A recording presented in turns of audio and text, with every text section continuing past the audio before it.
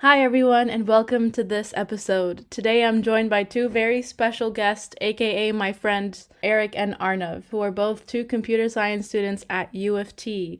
Hello, guys. Would you like to introduce yourselves? Arnav, you start. I have social anxiety.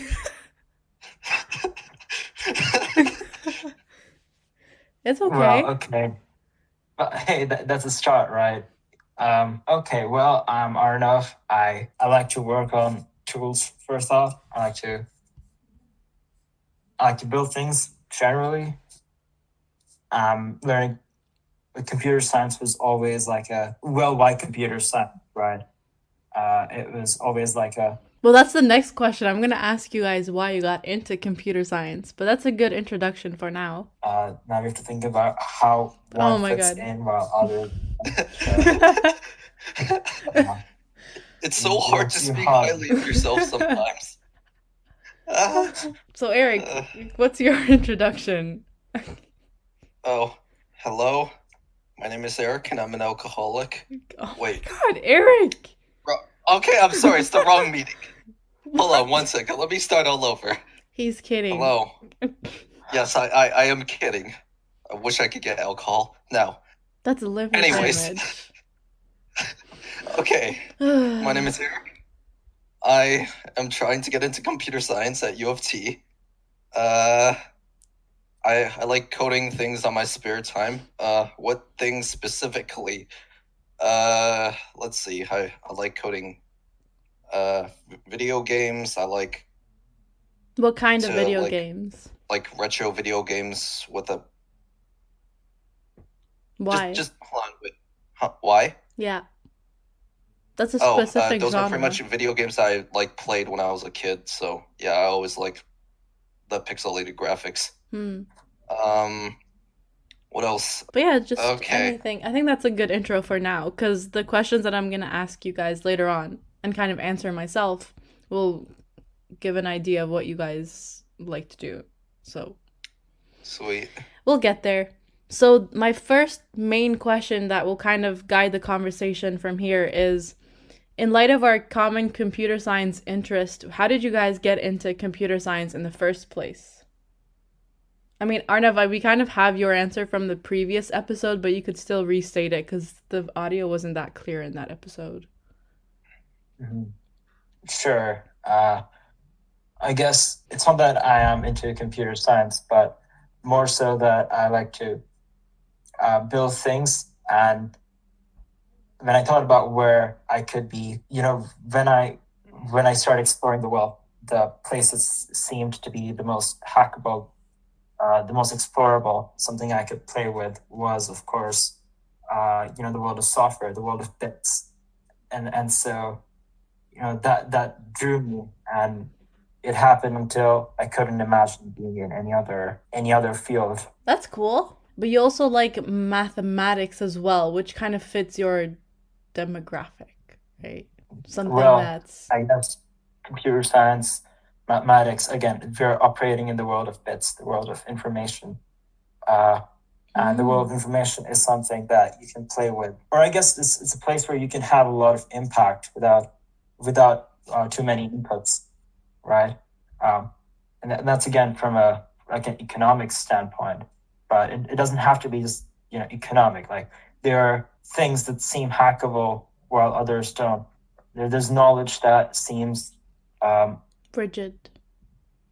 there's not rigid. I would say there is knowledge that seems to be of a nature where it can be applied to change things, and there's knowledge which doesn't seem that applicable, and of course that depends on your personal context, right? Maybe I would be a lot more interested in, say, in biology if I had access to more of the toolkit for playing with that, right? Mm-hmm. Playing with the world of, I guess, the world of cells. Mm-hmm.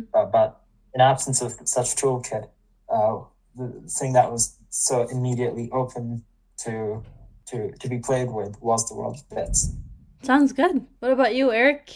That is a very good question. The shortest answer I can give you is that I got deferred from Waterloo Geomatics. Um, But in all seriousness, how did I get into computer science? Wait, what is Basically, geomatics? Sorry. what is geomatics? That is a very good question. Is that like I geography? Yeah, something like that. I didn't like the offer very much, so I just stuck with computer science. Okay, in all seriousness, the main reason I went to computer science is because like I'm like the type of person that likes to like see a problem and break it down into smaller tasks to do. Mm-hmm. And like the lines of code that I write, it allows me to like break problems down into smaller tasks, as well as define each subtask like well, if that makes sense. Mm-hmm. And your Yeah, logic has to check out at the end of the day for the thing to right. run properly. I'm kind of the same thing as you guys, but I had it like in the other episode I talked about how I essentially needed to learn web development, and my friend helped me get into computer science that way, and it was just cool to bring ideas into fruition by the coding skill set. So that's how I got into it. And my next kind of question is, what cool projects have you guys built? Because y'all build stuff all the time. Or what are you currently building that you're excited about? Or what do you want to build in the future? It's the past, present, and the future. Fine, I'll go first this time. You guys make Okay, this sound like torture. It's not torture so much as I'm just completely unprepared for this. I don't know how I can go first. Okay. Well, I mentioned at the intro. I'm interested in tools for thought in new mediums. You know, we live in an age where we have access to newer forms of communication that haven't existed for the hundreds of years of evolution. Something like paper, Mm-hmm. or thousands of years of language. That the tools that we're using today have existed for less than a decade, or somewhere in the order of what new ways of interaction would they enable, right? And so that the internet, as we learn to use it, has a very much of a top-down structure where we're always connecting up to a single server, or uploading or downloading information to very central nodes. Mm-hmm. That becomes our repositories of our knowledge, and then we tend to lose access to that knowledge over time, or that knowledge is rendered inaccessible because its ownership is something that I guess the right word is we're no longer like the wardens of that data, and that got me to thinking about, well, how would you create sort of your own space, and the word I started to use it, Pensieve. That's from of course the Wizarding World. Pensieve is what Dumbledore used to store his memories over time, and that got me to thinking about, well, what can I build that can help me make sense of things by storing ideas, storing connections to other resources that exist online, link them together. And so I started working on a project that's called, or at least it's called for now, it's called Deep Linked Space, which is supposed to be a repository of my thought. Mm-hmm. In some aspects, it's not turned out to be what I imagined it would be, because I really haven't, or I guess I really need to restart and rebuild it from scratch, because one great thing about picking an idea and working on it for all this while is you tend to meet a lot of people and read a lot about the history of an idea.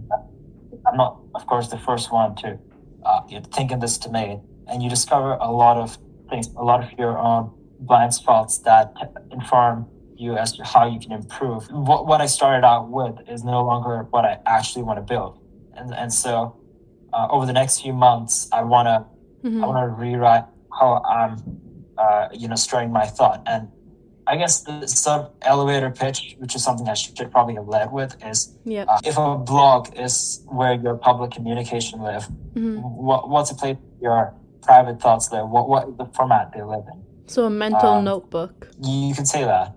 Okay. I mean, I use literally a digital Pensieve for your brain. I probably won't be working on it for for quite a while. I recently started on an internship Mm-hmm. at a company called Replit that aims to make it easier to write code. Yeah. It's like one of the most perfect internships I feel I could have got. Mm-hmm. And so I'll be kind of occupied for the next few months. So I guess my project's kind of delayed for a while. And you never know how that might fit into your original idea. Because sometimes you can get inspirations and features from places that you wouldn't have expected. Yeah, Yeah, could be definitely. cool. I'm learning so much about like software engineering, of designing things in a way that works across time, which is like a dimension that I feel I didn't think about. Mm-hmm. It's definitely a cool adventure with computer science because there's always so much to learn and you never really know everything. Everything keeps evolving all the time. What about you, Eric? It's my first time doing one of these things. That's Okay. good. It's a learning experience, right, Arnav? That's right. Arnav Yeah, has yeah, a I'm podcast learning. too. Oh, really? Don't you have I- one? I- Like I- you Well- talk to some mathematician? Yes, I did. I actually talked to uh, someone who's maintained their own thought repository over more than a decade, What? and that episode's yet to be published. So I don't have one yet, technically, but I should publish it at some point. Okay, we'll look forward to it. But Eric, you can't escape from this question. What have you... Ah, damn it. I Okay, see. What cool projects have you built, are you building, or do you want to build in the future? You have 3 avenues to pick from. Okay, so some of the objects I built in the past, I feel like they're either like mundane or unfinished. Mm-hmm. But my mundane projects are like the ones I built in high school. I built this simple C++ program that can find prime numbers incredibly fast. Hmm. But like it's a little bit mundane in the sense that I didn't do anything like outside of the ordinary to make the program fast. Mm-hmm. It's just I used existing suggestions for optimizations and I implemented them really well. That's basically it. One of the other projects that I was glad to be a part of was Map UTM, where it was a software designed to like route students Mm-hmm. across to campus. Didn't have to be just students. Like this project was amazing in concept, and I really wish we could have like finished it. But I feel like at the same time some of the parts fell short because the library we were using, we needed like a subscription to use some of their features, and our subscription policy got changed, so we can't use their library anymore. So we have to start all over from scratch. And another thing that like I feel like fell short is the public testing, Mm-hmm. which we never really got to do.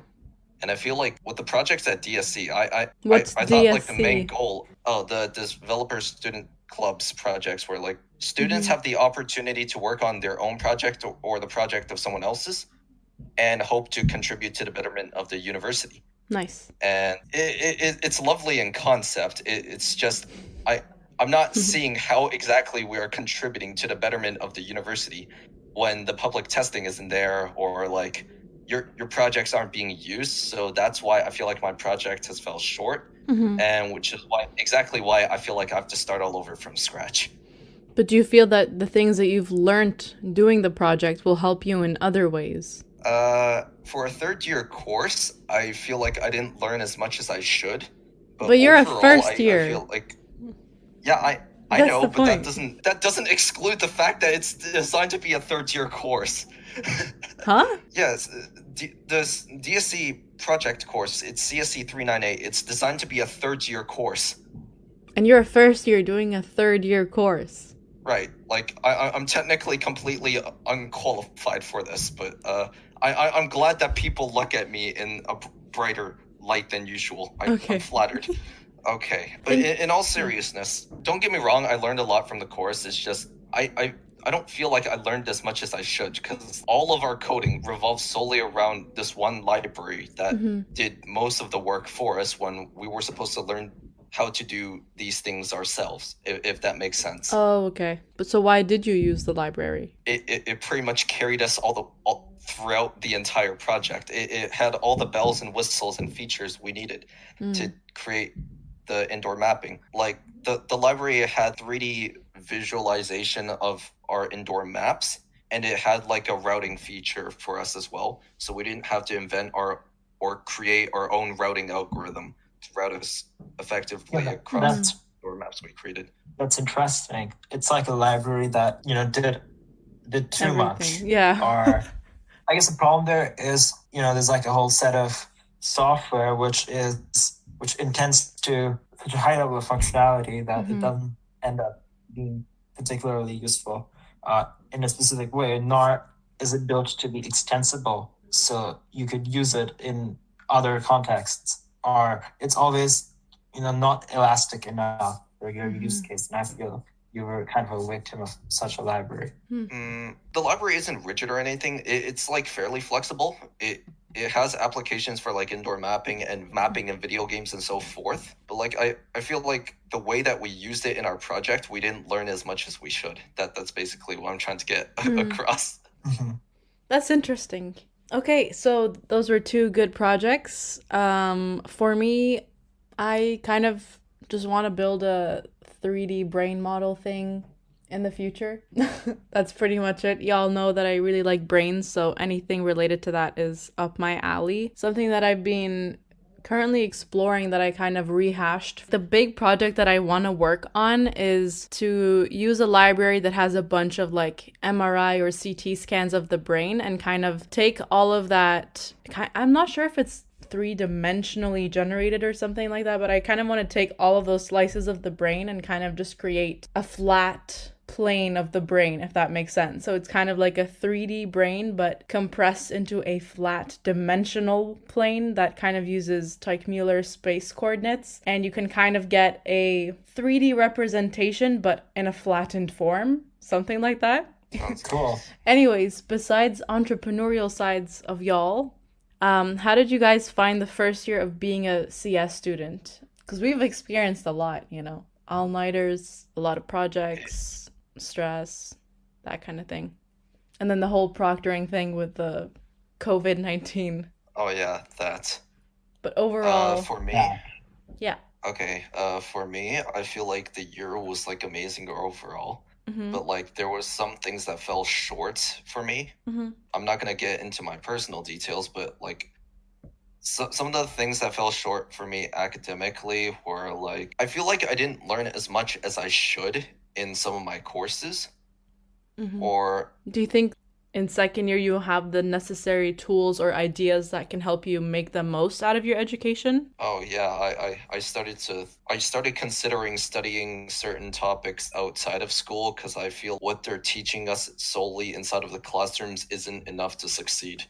Because like if everyone's learning the same thing, how on earth are you going to get an edge above other people?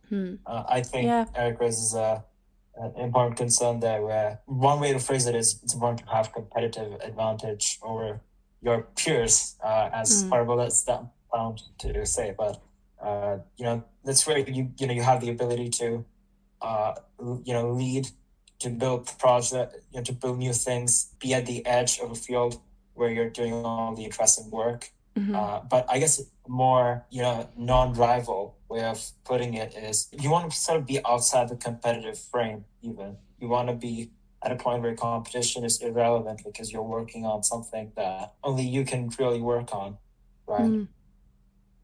And so that's like the sort of non-competitive version of, or I guess a non-competitive reason to want to gain excellence outside of a structure, because the pros of structure would be something like it's complete, it is tested, it is verifiable.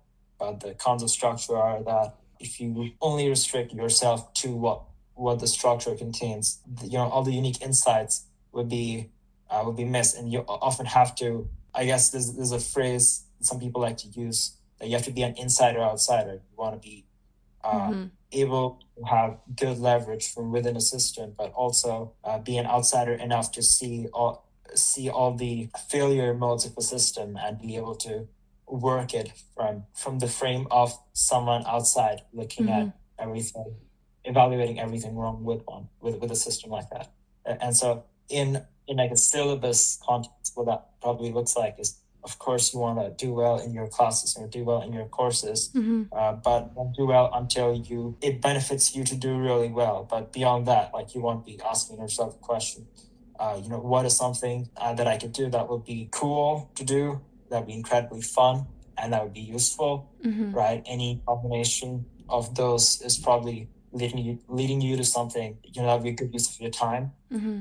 And so learning new techniques in any field, learning some kind of knowledge, learning more practical knowledge, learning how to integrate knowledge from across fields, like all of that is very useful activity. Mm-hmm. You should spend time outside, theory in the world of practice, or I guess outside structure in the world of exploration more so. To also get a competitive edge, like in the career world. Is that kind of...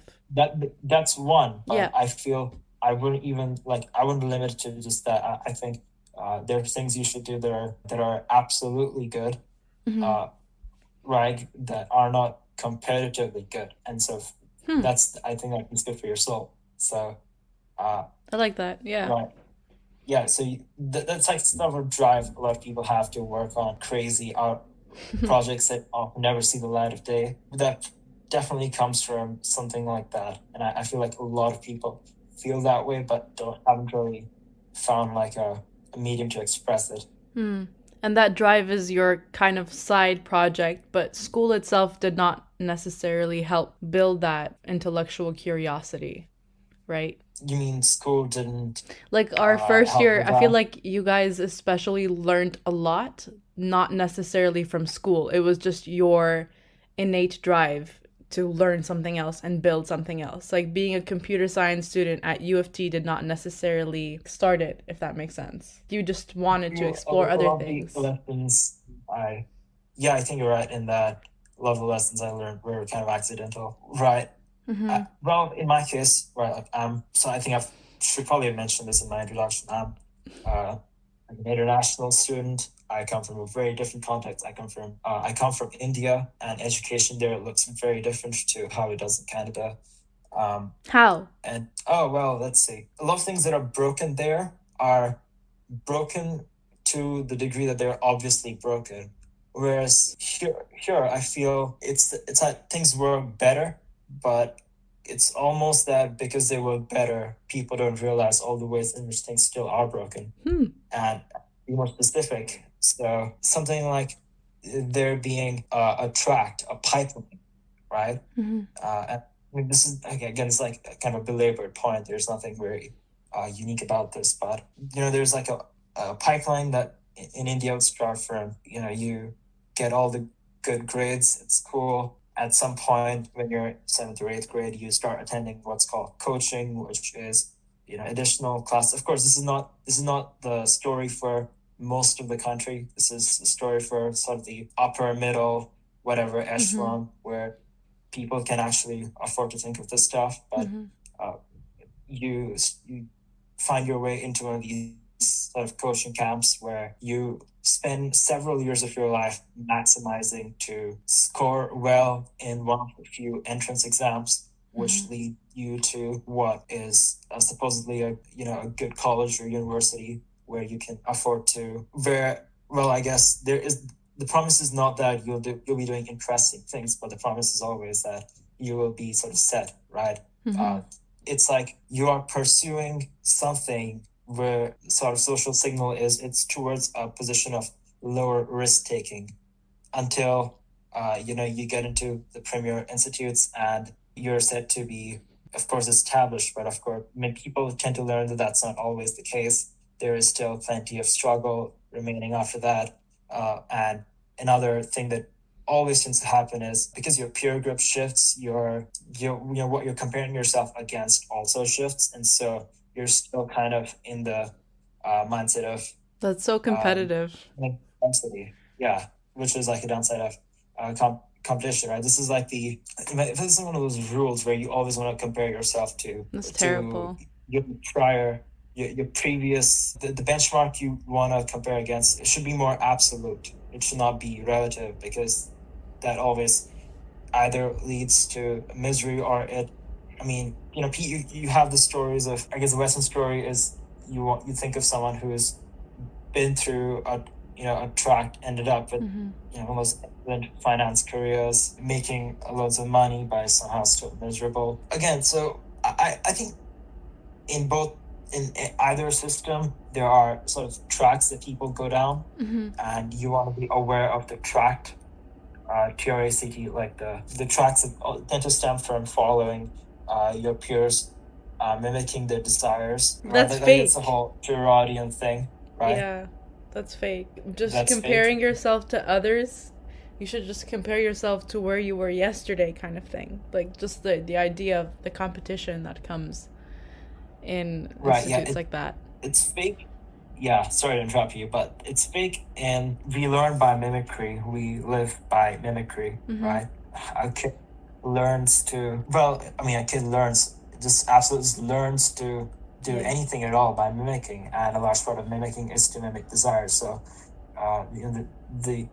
the observation here is something like you have several kids playing, and one of them decides that they like a toy, and the other kids all want the same toy, even though there are other toys to pick from, right? Mm-hmm. Some version of that is applicable, as Rene Girard found, at a larger scale in human society in general. And so, sort of escaping that has been It's hard, I guess yeah. escape. Well, it's, To not be I a guess sheep. starting from the. Yeah, go ahead. You were saying something?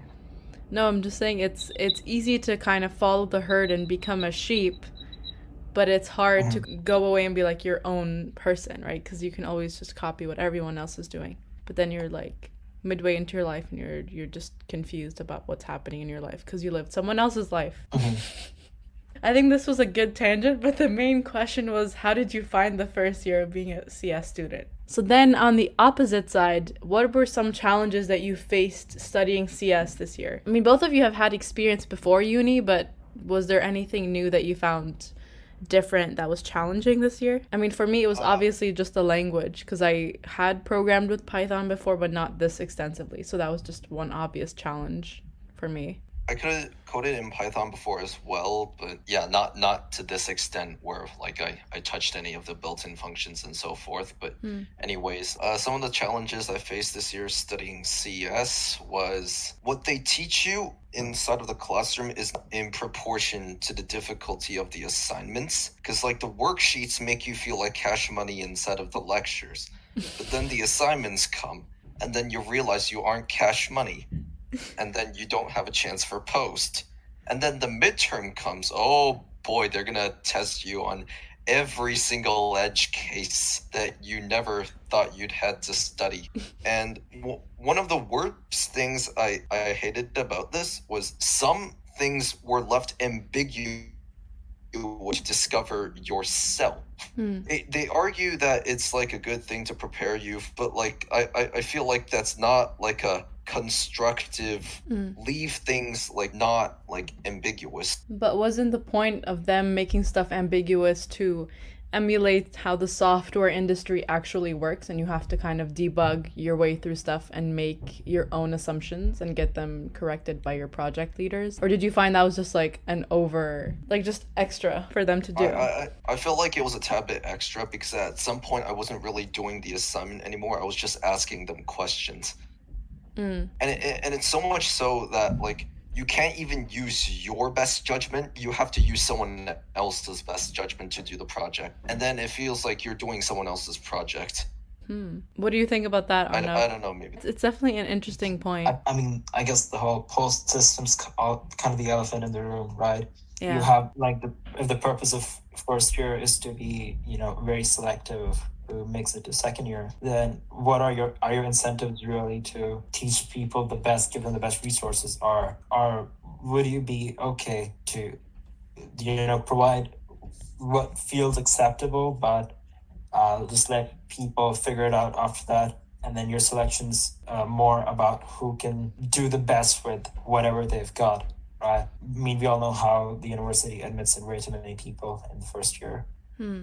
And most people don't get into the program they want to get into. So, and of course, computer science is also in a bit of a boom time, and so a lot of people are here for well, there's like a lot of demand for the field, so of Mm. course there's competition.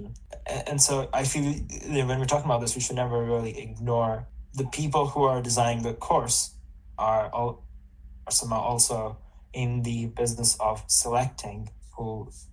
Mm-hmm. Well, I guess they're in the business of being selective about who gets to make it through, right? And so your educator is also selecting, right? And so Oh. I feel if there's adverse selection happening, Mm. that's going to destroy a lot of incentives. Yeah, it's kind of just like natural selection at this point. I think all we can Yeah, do and- is just work our hard. Look, for me, Yeah. I mean, that's true. That I think at the personal level, you could just work hard to figure out how you could get better at this. Mm-hmm. But it's certainly not as if, like, I have friends who are at universities like UI, UC, Mm-hmm. experiences are fairly different because, those universities have a very low sort of a selection rate in year one, Mm-hmm. but then they're not selective after that, right? Mm-hmm. People can, if they perform well, of course, they can always, well, as in like above a certain threshold, but it's not a competitive place. And of course, the way, requirements for posts are laid out, it's never competitive. But if you just, and depending on how other people do, that has effects for how they're going to set up exams to be harder or easier or something like that. Yeah, I feel like all that's kind of distorting what people are thinking about. Mm-hmm. We spend a lot more we spend a lot of time thinking about the test Mm-hmm. and about the assignment, where we should be spending more time thinking about what we're learning. Exactly. And my level, I always try to correct for it by ignoring all of that Mm-hmm. and just focusing on like whether I'm spending the time picking up the right things. Mm-hmm. And for me, of course, I had most of the syllabus for first year computer science down when I came in. Mm-hmm. Like I could just afford to not actually spend much time engaging with what was being offered. Mm-hmm. I could actually be in class and think about, is this what I should be learning right now? Because I've done all of the, I would say like 5% of the material was new to me. Mm-hmm. And that's kind of terrible to think about, given, the international student tuition. Yeah. That I always have to keep that in mind, right? I also think about how much I tend to learn by myself. Mm-hmm. And when you're building products, there's the entire idea of the product market fit. Mm-hmm. I believe there is an equivalent concept of the learner medium fit. Is a medium right for a certain learner? And I feel for me, also self-exploration works better than some sort of highly structured instruction. Yeah, that's true. I feel like I expected to see a lot more creativity, a lot of people with a lot of side projects. There's a lot of culture that was defined by individuals with individual ideas rather than systems and competition. If that makes sense, right? Actually, that makes a lot of sense. That's good. That's really well put. Yeah, that's something that I felt I would see and again, like, this will sound weird to most of your listeners, but this is something I just thought I would see more in the West. Right? It's like the whole story of individualism and it being culturally normal for people to express their ideas and their personality more so than, but I feel like there's a lot more conformity in just what people are doing. I didn't double down on my projects. I kind of tried to, but by the end of either semester, I was also kind of focusing on the test, on the evaluation aspect of things. So I'm not saying that I'm sort of rising above that. I'm just kind of disappointed at what I was not able to do. I think same thing here. And I do think that the West is more individualistic than other parts of the world, but we shouldn't just judge that right off the bat just being in first year, because especially in a university like U of T, your first year is definitely very important and it's going to be stressful with there being like a lot of people and limited spots. And that's kind of how I feel like the university, based off of the models I've seen, this is how the university makes a lot of money, by accepting more people than they can offer spots to, and that's how they make like a large portion of their income. But So that's where I think the creativity can be lost. But I think down the line, like in the upper years where it's kind of lax and everyone is just working on what they want to do in their careers, I think you might see that creativity come back again. And it depends on like the circle that you surround yourself with, right? So our community at the Hack Lab, I feel like fits the kind of people that you're talking about, people who have side projects, people who are constantly learning by themselves. So I think that we could create that community within ourselves, but we couldn't expect it too much of our exposure in university. And maybe if you go to like Silicon Valley, I think for sure you'll see that individualistic culture more, right? I think it just depends like on the context. So I wouldn't be so fast to judge that like lack of individualism in first year. Mm-hmm. But my next question is kind of encompasses the same topic that we're talking about is, what do you think are some misconceptions that people might have about computer science? Like, you know, some people think it's like hacker world or whatever. Or if you know how to code, then you can automatically fix like computers or something. I feel like some... Oh, wait, you were going to say something, Arif? Go ahead, Arif. Oh, okay. Yeah.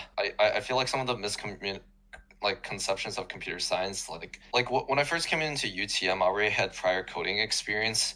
Did it really prepare me for like the magnitude of what the classes had to offer? No, not really. Barely, in fact. If I really knew how to code, I had to keep telling myself that I would be in Waterloo Comp Sci instead. Why? Why do you... It doesn't matter. It's just... Actually, if you see like the way that they accept people, the problems they give, to this day, I still can't solve their problems, even with the course materials taught in class. And these are problems targeted towards high school students.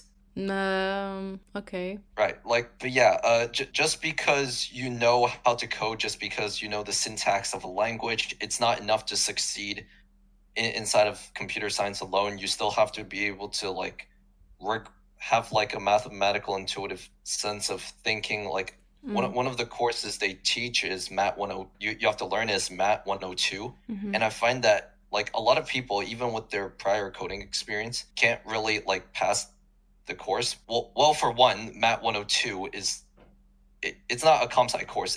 It's a math proofs course that like teaches a way of thinking that is required for computer scientists to make decent programs. And I feel like some of the people, even though they can code, just lack a sense of a mentality that's required to make decent programs, if that makes sense. Like optimization-wise? Optimization-wise, or just a way of just like, I really don't know how to explain it. It's just a certain way of thinking that's accepted by other people. In the CS community? Oh, no, just in general. Like what type of thinking? Like any idea that you have, you need to be able to express it to others in a clear, concise way, but like it still has to make sense to other people, and you still have to like prove all the logic behind your ideas if they ask you for it, if that makes any sense. Okay. Well, for me, the proofs course was I did really well in the proofs course, but it wasn't because I like worked hard or anything. If this is because we've done proofs before, and to me that like I remember when I first did proofs, of course it was not easy, and that intuition did take some time to develop. And so I wonder how many of these things are like a matter of time and just, letting things sort of simmer in your head. You're going from seeing something the first time in the first month of the semester to writing an exam, the last month, I'm wondering if that is even the right model to learn things, because for me, like the second half of the computer science course was, essentially data structures, and I don't think I had any problem with any of the data structures. And that was not because, again, I worked harder on it or anything. It was simply because I'd seen them before, and I wasn't as if I'd worked hard of them before. It was just, I feel time made some of those things make sense. Right. Solidified your understanding. Solidified understanding.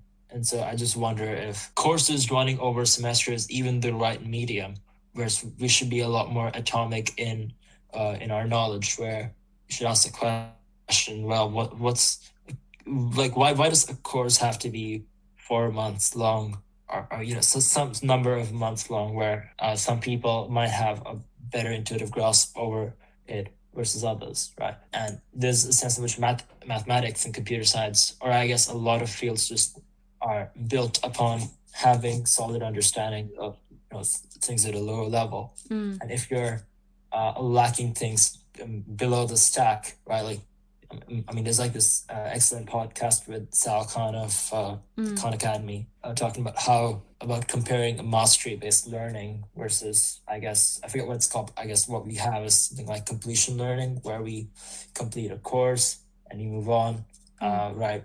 If you can get like a good 80%, we're said to have passed the course, and you maybe even done well. But mastery-based learning is more like, well, if you get 80% of the course, you get to move ahead on 80% of the material, and you go back to the remaining 20% until you have that well. And so, of course, it might take you longer on some things and shorter on others, but over time, what you know is more concrete. And like, I just wonder if this approach is the approach that we take, or I guess that most schools and universities take, is built not because it is better, but simply because of scale, right? Because an individual learner solving the problem of learning things is optimizing for mastery, for learning in general. But a system that's trying to educate thousands of people has other incentives, right? They're optimizing for scale. The questions they're asking, or I guess like the ethical questions for a university to ask. I'm not saying that this is what most universities ask, is how can we teach more people things, right? It's not how can people learn. It's a business. Or I guess it is. I mean, it's a business, but also I think this practically, how do you optimize for a big machine, and your levers of control are kind of very, very broad, right? You can't control parameters for a single person, even though every person might be different. And again, I feel like this sort of thinking always leads down to the whole everyone's special sort of track, which is, I mean, that's both right and also kind of... Well, it's relative. Special to what? Yeah, I mean, that's what I'm saying. It's like, it's right and also kind of distorted. And are you saying that there is no global process, because the everyone having an individual process for themselves is also a global process, right? But I still think there is room for good universities. There's room for variety between how people take approaches. But I feel a lot of the way people can do things are just sort of made unacceptable, and there are a lot of questions of technology where I guess recognition of methods that work for some people is simply because of what technology doesn't exist, right? It's hard to individually evaluate someone for a particular job. In many fields, you want to rely on indicators issued by institutions. But of course, some professions kind of have been able to do away with those, right? And again, not to drag on this rant longer, but I still think that it's, at the end, it's like a question of technology. Can you build the right technology where that allows that multiplicity of learning to be expressed? Like, can you build something which allows different people who learn in different ways to discover what way they learn the best in, then to of course build the tools that are required for that way of learning, and of course finally test the people, if whatever evaluation works in any system. Right. I mean, it's definitely a hard problem, right? Because like human processing is just different. Like, it's different across the board, but I think for now we should just do what Eric said, which is just kind of learn on the side and then deal with the institutional way of learning that comes with university. I think that's what we can do so far, and build tools.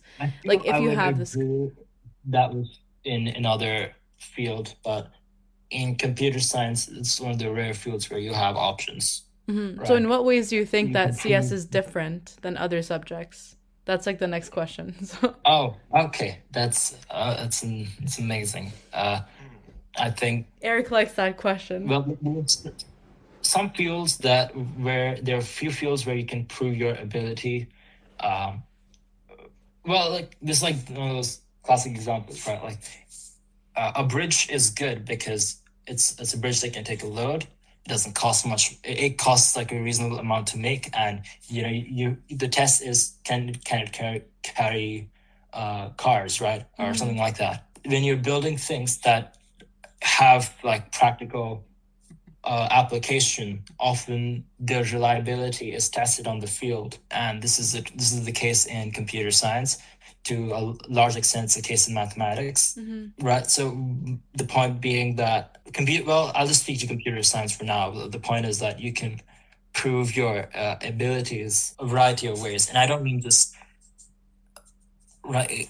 I mean, at this point, most people who develop for like uh, who do like there's this whole cliche about most people who are working in as like full stack engineers, or especially like web engineers, often don't have degrees because you can just there are like these boot camps that will teach you those skills, or people are self-taught. Yeah. But I think that's not all that there is to it. Like you can pick up fairly intensive theoretical computer science where you're working on stuff that is theoretical, or it's deep in the stack, Huh? without needing What? What does that mean? deep in the stack. Is that what you're asking about? Kind of, yeah. Yeah, well, what I mean is if you're working on deep technology. Oh, okay. Yeah, right. So there are few fields which allow you to prove your abilities by building things, right? Like one of the most famous examples in the last decade is, of course, that of Satoshi Nakamoto, who is, as you might know, like the person who wrote the Bitcoin white paper anonymously. Well, that's like one of the classic examples, and people are not going to forget that. And I'm repeating myself, but abilities can be known without a credential attached to them. You should ask yourself the question of agency, which is something that, I mean, it's even distorted at a university. Even like professors will lead you down to asking the right questions, right? I'd love to talk with all of our professors, right? I mean, y'all have, though. I think all of us have. Like, we have a pretty good connection with our professors, like all three of us. Yeah. And but it's like all the perverse incentives that I feel that I have gone through, like they exist outside the student/professor system. They're almost externally enforced, right? Because you can imagine just spending give a system where you forget about course labels. Assessment is based on what topic you're learning, and you have more freedom in how they want to structure things and evaluate people. There's no automation required, and then you can imagine like people's interactions will be guided by their feeling of whether they're understanding things, whether they're learning, right? Like I remember my being at school and having a student ask, "Is this going to appear on the test?" And I stopped paying attention. I think I learned nothing at school after like 8th grade or so, because that became like the common theme after that point. Superficial. And so, superficial. That's the right word. I feel this is something a lot of students and like all the professors would probably agree on. Yeah. That's like a question. If you hear that being asked, something's horribly wrong at some level. I mean, probably the incentives. What about you, Eric? What do you think that makes CS different than other subjects? Oh, I feel like computer science like is a really general term as to what you'll be learning, because like computer science, I feel like it's like an amalgam of like other subjects as well. During my first year in uni, I've done so many more things than just programming.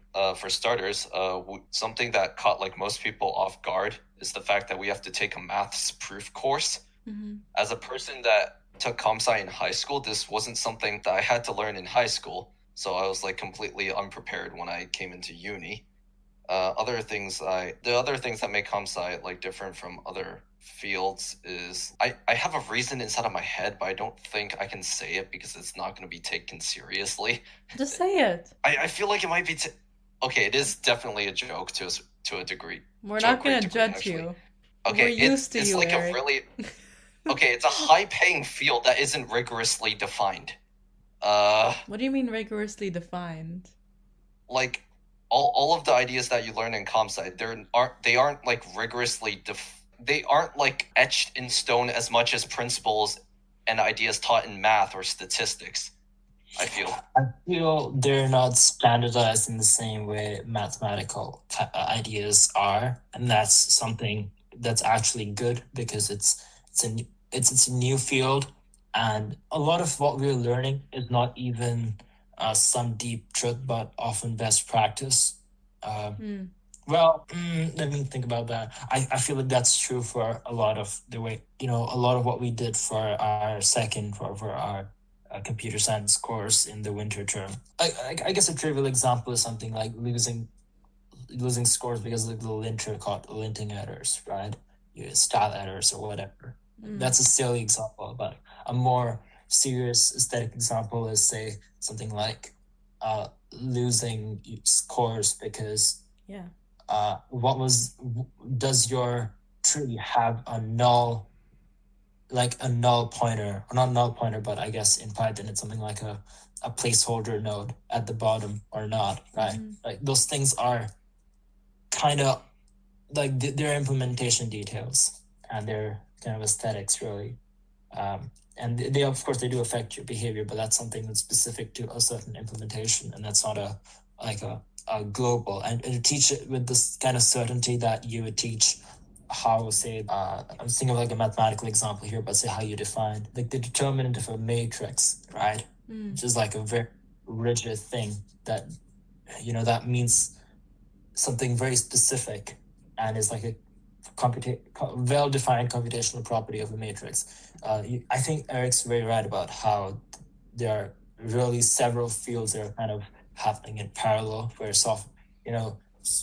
it's nice to be clear about the difference between software engineering and computer, like, computational science, right? Like that's a useful distinction. At some point, people discover the difference between computer science and programming itself, which is a big one. I think that's it. I guess I didn't really answer my question about like misconceptions, and like here's something that was like a useful model. I could point to like the site where I first read it. It was like a long time ago, but it was detailing like the different fields or like the different cases within this whole domain, and programming is only one of them. And people often do get like the false sense of security. In what sense? Self-taught people, especially, where you could get super competent at writing code in a certain language and feel you have the ability to solve problems. That's not true.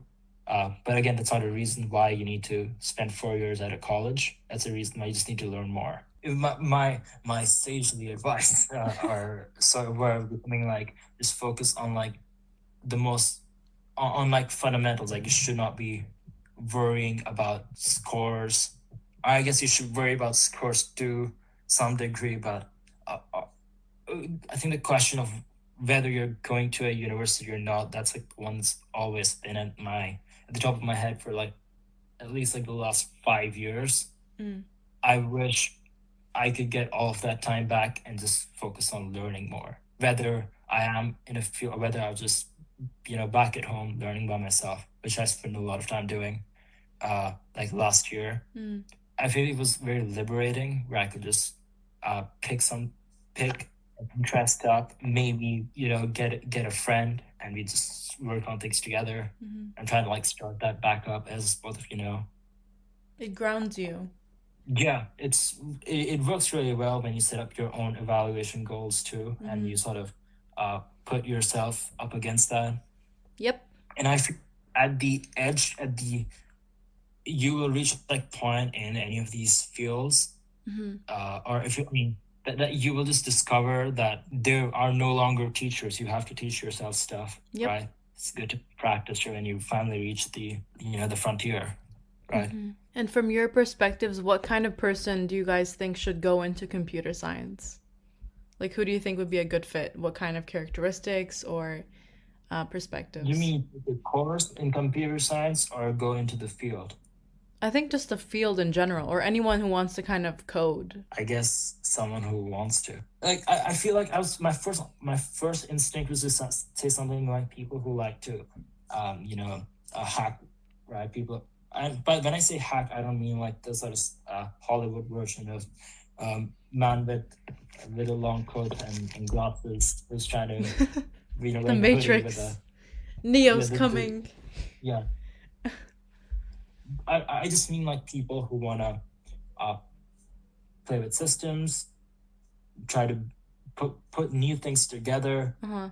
right? But there's no reason why computer science or any other field should have a monopoly on these types. We need hackers in every field, Mm. right? We need our hacker types to go into biology. I know you don't fully agree with me here, Yasmin, but we do. We Yeah, need I like, do agree, but within extents. But that's a discussion for another time. I will be happy to expand on genetic hacking and CRISPR and all that kind of things. But for now, like, yeah. awesome. I feel like people that they don't even have to have the greatest ideas. They can just have like ideas of their own.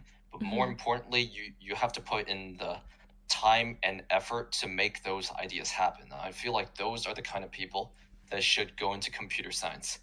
Sounds good. But for people that want to succeed in UTM comp sci, which is a story of its own, Ha ha ha. I like how we both like have the exact same idea in mind that these things are actually different. Distinct. It's kind of sad, but you know, that's life. It really is sad. That's Jesus Christ. Yeah, I'm used to it. Like, one thing, I gotta make this comment. Like, I feel a lot of people have very idealistic notions and are like disappointed after that, like because of those notions. Me, it's like I know how terrible things have been, and so I've just sort of had the super personal individualistic attitude of I just have to teach this to myself since the start. Whereas same. you guys and people in general, university around, everyone has idea that they're gonna learn all this amazing stuff at university. But I had that shit beaten out of me in 6th grade, so and even before that. So I just put a faith in my own abilities, and that works for me. Yeah. Well, it depends on context too. Like the things that I learn in bio, like like next year in neuroscience, I don't think I could necessarily teach myself that. You know, yes, it's online, but it requires like a certain type of mentor and expertise that I don't think I could get by myself. So I think it just depends on context since you've always been kind of engineeringly and is that a word? Engineeringly inclined? Yeah, so it depends. Right. But so what advice would you guys have told yourself early on in your journey in CS as a novice programmer? Because we're pretty experienced programmers now, I would say. I don't know. I feel like if I said anything, I would like derail myself. So I'll take like the histor. I won't mess with history here. I really have no idea. Yeah, probably would have like nudged myself in subconscious ways. So probably would have like That's set so myself. There's the Anarchist's Cookbook, which is this book. It's this very mischievous book about. I mean, it has some messed up stuff like building bombs and all that, but it's got a lot of fun, rebellious stuff, and I would have sort of given that book to myself. That's cool. What about you, Eric? I honestly don't know what advice I would give to myself, because I could have told myself that in the past that things get easier, but looking at where I am right now, I don't think I could tell myself that anymore. And I guess one of the things I could have told myself like a year in the past at the very least is if you have any ideas, please, for the love of God, follow through and finish them. You know, like a lot of my projects good. actually fell short because I haven't finished them, not because they're actually mundane. I feel like I could give great advice to your younger self if publish, put things out there. Yeah, you should do more of that, and I'm glad you're kind of doing that. I mean, I was not doing that for so many years, right? I think same thing for me. I would have just said code more and don't study the discipline as much as you should have. Like I just studied, I didn't really code. So I wish I would have done projects. Yeah, that's it. Are there any people in the computer science field whom you guys look up to or inspire you? Oh, my professors, without a doubt. Do you want to give a if you shout talk out? to them, Michael Lute and Paul Verbeek. Okay. Elaborate. You were going to say something. Sorry, I cut you off. Like, how do they inspire you? If you talk to them outside of a classroom setting, you realize they have so many like great ideas beyond what they're actually teaching you. Yeah, I definitely found that. Right, I feel like my answer. There's so many people. It's like hard to pick one person, but let me think. I feel it's something like Aaron Swartz, the late founder of Reddit. I mean, everything I read from him, I've read all of his blog, and it's just so brilliant in so many ways. He was so courageous. I mean, I wonder if you guys know the story. What's the story? Aaron Swartz, well, he got into trouble for IP stuff, property rights for shared literature, for science literature. The MIT owned JSTOR was something that Aaron Swartz sort of, I think he was trying to make it more accessible to people, but they kind of tried to sue him, and I think they sued him and they sentenced him to prison, I believe, and I think he committed suicide. Oh my God. So that was, yeah. Oh. Yeah, well, it's heartbreaking because I feel like some part of that was also like you have this hacker personality, someone who loves playing with systems, having to deal with sort of decayed system, because it's like this would always be the case. Like the Aaron Swartz of like the 90s or earlier, like would have been treated this way, but there's a sense in which people are kind of not into that archetype anymore at the institutions. They don't like people like Aaron Swartz. Aaron Swartz is definitely one of my big inspirations. Perhaps one would be Alan Turing. Alan Turing, yes. Yeah. I think same thing for me. Alan Turing is a big one, but also Margaret Hamilton, whom I don't know if you guys know, but she was the director of like the software engineering division at MIT for the Apollo program. So I just kind of look up to her because there isn't that many like female computer scientists or mathematicians that have been noticed. So I think I just kind of find her inspiring because I don't know, like in high school I was the only girl in my computer science class. The only one. And that stuff doesn't bother me too much, but it's just something that you notice. So I think when you look up at someone who could be similar to you in that aspect in history, then I feel like that's a bit inspiring. And also professors, like Eric said. So yeah. So we looked at the past, now we're going to look at the future. Where do you guys see yourselves in 10 years, and like what kind of career do you think that you want to pursue or invest into? Not too stark and existential crises, but just like in general. It doesn't have to be detailed. I could probably say I'll be building things. I'm not sure what at this point. I don't think I have to be sure of what, but I will be in the business of making things at any scale. So I guess software. It's all like I don't want to hold too many labels. I cannot imagine not living a life without delving into physics and biology. There's no way I would not spend time getting a hang of all those other disciplines that I'm not focusing on right now. I want to build. I want to mess with DNA. Probably not very wise, but whatever. I want to mess with I I want to develop engineering skills, make more physical things, right? Mm-hmm. Uh, So holistic so engineer. yeah, yeah. I just want to.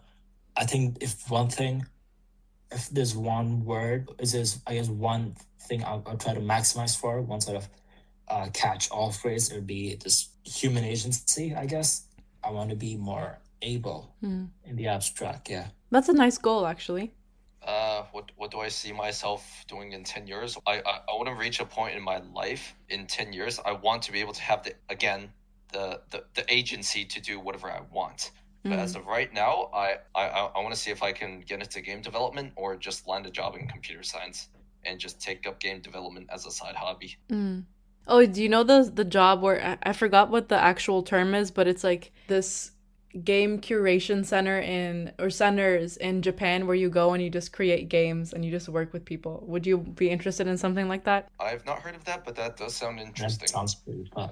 Look at there's a That does sound fun. documentary online. It's like the craziest thing. It's just literally people who like to game and just make their own games and then they release games like that are known though, like League of Legends or something like that, you know. Oh, cool. So yeah, you could check that out. Okay, I think we're pretty much done. This was longer than expected, almost 2 hours. Almost 2 hours. How do you guys feel about that? I rambled way too little. I think we have to feature Eric more on this. But last question is, what advice would you guys give to people thinking about starting programming in general? Like, someone's coming to you, they say, "Oh, I'm thinking about coding, but I don't know, it seems intimidating." What would you tell them? Because this episode is kind of computer science centric. So what would you guys tell that person? Work your hardest, don't give up. Eventually something will work out. I believe like perseverance is one of those traits that almost guarantee results at some point, right? You want to persevere. Right. I think I'm like a terrible person to give advice about that. Like, I think someone who can give good advice to someone who's wondering if this is right for them, it would not be me because I never had that wonder per se. I just sort of fell into it. But that's the I feel like best. I could advise people who are asking the question. None of this makes sense to me. I've been told to do all of this other stuff by my parents, by my teacher at school, but this whole other thing that really excites me, and that to them I would say, I think this sounds so new age, but you gotta listen to yourself. But that's a good answer. You're focusing on nobility and authenticity, which is the thing that people should always take into account when they want to start something, right? So that's a good point. Don't bash yourself. And yeah, like I guess there will be a lot of setbacks. You will disappoint yourself and all that, as I did in so many ways. But I think it's all sort of, bending towards working out. So that's good, I guess. So perseverance is the underlying theme. Yeah, I can imagine certain moments where I could have just given up and followed the instructions in the box. Wow. Yeah.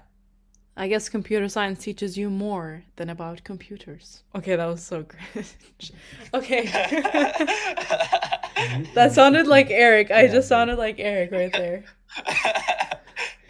Eric, any wise words in your typical Eric fashion? Take your time. In the meantime, if you guys want to promote anything, here is your time. Like, Arnav, maybe your Twitter. I don't know. Oh, yeah. I mean, I have a good audience now. I have 22 people, so you can get 22 new followers. My Twitter is Eric Wang UTM, I guess. Feel free to follow me there. I think I only have like 4 followers right now because I'm like new on Twitter, so I don't like get the incentives of Twitter overall. Yeah, follow Eric. Oh, thanks. Yeah. Follow him. Hey. Yeah, put yourself out there. Try to find people who are like you. That's like what I would suggest. What? We're saying what do you want to promote? Oh, not like the value you want to promote, but your like social media and merch or whatever. I don't know. Well, if you encounter me, just say hi. What? This is a podcast. They can't see you. If you Hi, encounter me on the internet, it'll be pretty cool if you say hi to know that someone listens to this. But you can, I guess you could find me on, on Twitter. I go by it's Arnav B, and my logo is pretty standard. I am the snake. I'm a dragon eating its own tail, right? It's a black and white logo. It'll be pretty obvious. What is the meaning behind it for our listeners? That's like the ancient symbol of rebirth, I guess, starting over again, perseverance, right? Or I mean, I guess not that. Okay. It's also contradictory messages, but I feel like the theme has been, if something doesn't work out, you wanna be able to start over. So at you're persevering at like the macro level, even though at the micro, you might be reevaluating what you're doing. But yeah, it's pretty I guess profound. That is very deep and profound. Yeah. I was gonna say that my Twitter photo is just a recursive horse eating, like A taco. it's basically a horse eating a taco, but outside of that taco, there's another horse eating a taco, and so forth. And it's basically like a recursive taco horse. And what's the Like meaning everyone behind has that? these like intricate and profound profile photos, and I'm competing with recursive taco horse. And by the fifth taco horse, you won't even be able to see not only the meaning, but its own existence. And it's just, what the hell am I doing? It's okay. We accept everyone. Okay, I'm sorry. I think mine is just like I don't even remember what mine. Well, my handle I'm not gonna say because it's kind of like a anonymous one because I don't want Google to track my data points and what I think, right? I don't believe Google owns Twitter. Oh, they don't? No. Who owns Twitter? Facebook? No, Twitter's its own thing. Ah. Jack Dorsey. Okay, maybe I'll unanonymize. Jack Dorsey replied to my email like I believe 2 weeks ago. It was so cool. About what? I just noticed him. Yeah, I wrote him a letter just thanking me for everything. Yeah, he just responded, "Thank you, Arnav," and it was pretty amazing. Wow. Yeah. Wow. People have so much hate for Twitter. I have so much love for Twitter. It's such a beautiful platform. Yeah. Wow. Well, that was a wholesome ending to everything. Yeah. Well, thanks everyone for listening. I'm Yasmin. It's 10 p.m. and do you guys have anything else left to say? Any last words? Are we actually gonna upload this? Yes, I'm gonna have to edit a few parts out, but yes. Besides, are you gonna actually publish this? Arnav? Are you actually gonna publish this? Yes. Okay, cool. Bye, everyone. Bye. Hello.